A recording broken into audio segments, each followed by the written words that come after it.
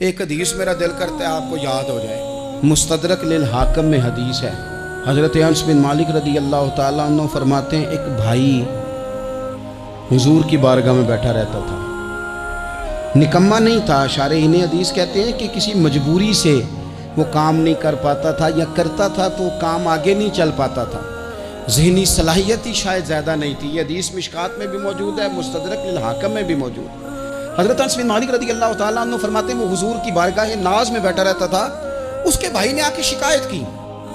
یا رسول اللہ صلی اللہ تعالیٰ علیہ وسلم، یہ کوئی کام ہی نہیں کرتا، کوئی محنت نہیں کرتا، کوئی جدوجہد نہیں کرتا، آگے نہیں بڑھتا، مجھے اس کی ضروریات کی کفالت کرنی پڑتی ہے، مجھے جدوجہد کرنی پڑتی ہے، مجھے اس کے معاملات کا خیال رکھنا پڑتا ہے، آپ اسے سمجھائیں۔ تو حضور نے بہت سارے لوگوں کو سمجھایا جو کام نہیں کرتے تھے۔ ہمیں سیاستہ میں وہ حدیث بھی ملتی ہے جس بندے کو نبی پاک صلی اللہ علیہ وسلم نے کہا تھا کہ تیرے پاس جو بھی گھر میں ہے لا، تو وہ پیالہ اور کمبل لائے تھے، حضور نے بھیج کے کہا تھا جا کلاڑا خرید کے لا اور لکڑیاں کاٹ کے تو بھیج کے اپنا اور اپنے گھر والوں کا پیٹ پال۔ یہ ساری باتیں اپنی جگہ پر یہاں نبی پاک نے ایک روحانی مسئلے کا حل بھی بتایا۔ اللہ کے محبوب علیہ السلام سے عرض کی حضور یہ یہیں بیٹھا رہتا ہے اور سارے ہی کام مجھے کرنے پڑتے ہیں۔ حضور نے نظر مبارک اٹھا کے بھائی کی جانب دیکھا جو بھائی کا شکوہ کر رہا تھا، تو کریم محبوب فرمانے لگے ہو سکتا ہے یہ جملے میرے محبوب کے، ان کو کہیں لکھنا، ان کی مٹھاس دیکھو، ان کا حسن دیکھو، اور بھائیوں کی محبت کے بیچ جو رسول پاک پیوند لگا رہے ہیں اور جوڑ رہے ہیں، اور جس انداز میں بھائی کو بھائی سے ملا رہے ہیں، اس لہجے کے حسن کی مٹھاس کو بھی ذرا چکھ کے دیکھو۔ حضور فرمانے لگے ہو سکتا ہے رب تمہیں جو رزق دے رہا ہے وہ اسی بھائی کی وجہ سے دے رہا ہے۔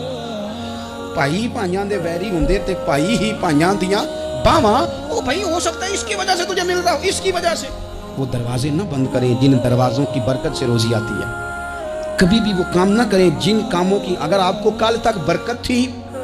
کل تک کام ٹھیک چل رہا تھا، کل تک نظام بہتر تھا، اور آج آپ کو محسوس ہوتا ہے کہ کہیں کمزوری آ گئی ہے، کہیں حالات اس طرح کے نہیں رہے، تو پھر آپ غور کریں کہیں ایسا تو نہیں کسی غریب کا آپ کے گھر سے رزق جاتا تھا اور آپ نے بند کر دیا، کسی کی مدد ہوتی تھی آپ نے بند کر دی، کسی کے ساتھ شفقت ہوتی تھی آپ نے بند کر دی، کوئی شخص آپ کی وجہ سے تسلی میں تھا اور پھر آپ نے اسے تکلیف میں ڈال دیا۔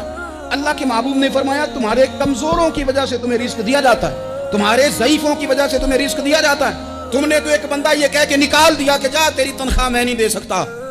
لیکن کیا پتا کہ اس کی تنخواہ کی وجہ سے ہی باقی سارا کچھ بھی آتا ہو، کیا پتا کہ اسی کے سبب سے اللہ انعام فرماتا ہو۔ لہٰذا ان روحانی مسائل کا بھی تھوڑا سا خیال کریں۔